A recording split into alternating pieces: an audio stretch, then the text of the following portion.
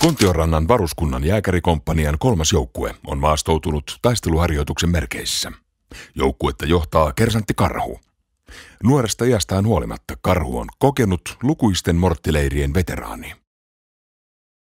Yöllä Karhu tekee kuitenkin alokasmaisen virheen. Hän tukahduttaa aistinsa, nuo sotilaan parhaat ja usein myös ainoat ystävät. Kun muu joukkue aamulla herää, nukkuu kersanttimme yhä makeasti.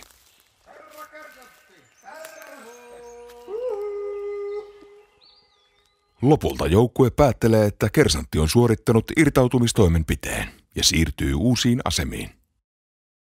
Metsä ei vastaa niin kuin sinne huudetaan, mutta Karhu on sotilas ja sotilaalle tilanne on selkeä.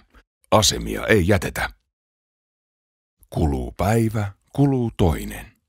Viikko vaihtuu kuukaudeksi, kuukausi vuodeksi, vuosi seuraavaksi vuodeksi ja saitte idean.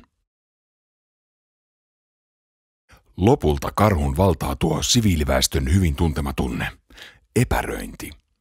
Karhu päättää palata kasarmille. 3 vuoden metsäleiri olisi nyt TJ0. Lähestyessään kasarmia Karhusta alkaa tuntua, että nyt eivät ole kaikki räkäpäät lippaassa. Kotikomppanian ovet ovat lukossa.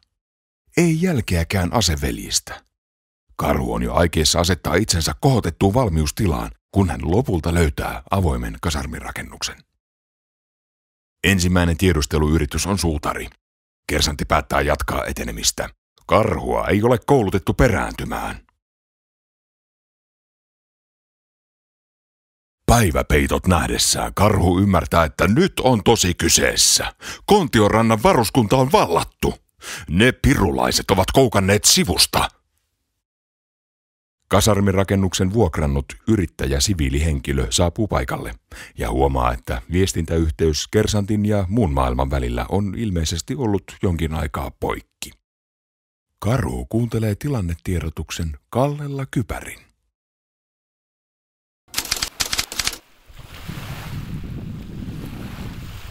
Kyllä se niin on, että Kontioranta ei lähde kersantista ja kersantti ei lähde Kontiorannasta.